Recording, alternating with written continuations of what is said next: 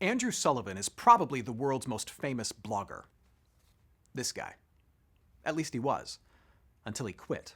One day he just couldn't do it anymore. And you have to understand, he'd built his life, his career, his identity around being online. Sullivan sat atop an empire of influence, and he just stopped. He walked away. He says that one day he just reached a point where he couldn't click, he couldn't tweet, he couldn't like or post one more thing because it had made him sick. Sick with distraction. Side note, consider that a recent study found that the average person checks their phone 221 times a day, or once every 4.3 minutes. Or that the vast majority of people under 30, the first thing they do when they wake up isn't brush their teeth or even go to the bathroom, but check their phone. A study out of Baylor University found that female students were using their phones on average more than 10 hours a day.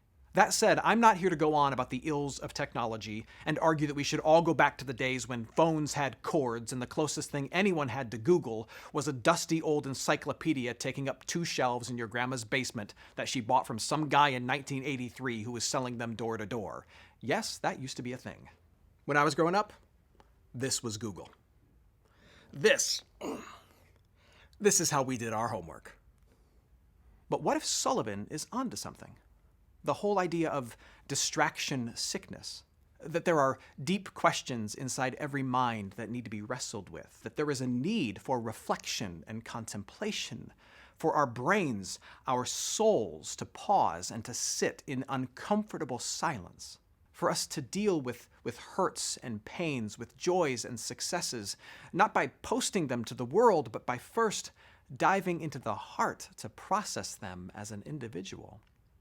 What if what we are up to with our constant tapping and checking and streaming and game playing, with our tendency to fill every pause, every void with something, what if what we're doing is distracting ourselves? Distracting ourselves from silence and reflection, from questions that are essential to being whole and human. And what if one of the reasons we're grabbing that device is because we are afraid? We're afraid of what we will discover. Afraid of being overwhelmed by what we'll find, afraid of what we'll feel. Or simply because we've never known a world where we weren't always on something.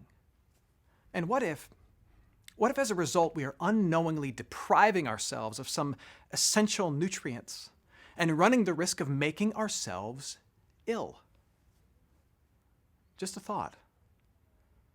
Consider this.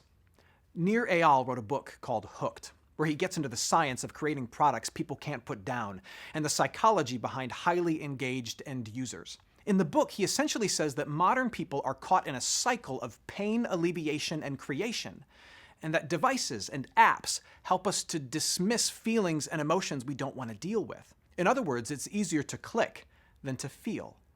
And the quicker an app helps us divert our attention away from any hint of emotional pain, the higher the likelihood that that app will catch on. Now, if you know Sullivan, then you know that he's an atheist. He totally rejects the idea of God. So for him, this isn't a spiritual thing. It isn't some angle for talking about our deep need for religion. For him, it's about being well, about being whole as a human. But even he concedes that maybe people of faith, with their sacred and quiet spaces, with their prayers and confessions, and their calls to stop and Sabbath, maybe people of faith have a unique opportunity. Maybe they are on to something. Why? Because you can't do all of that and still do all of this. And maybe a little less of this. Just a little.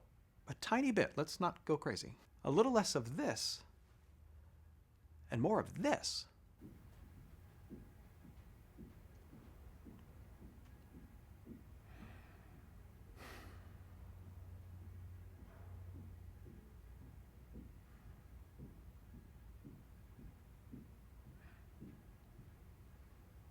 I like it. It's good. All right, cut.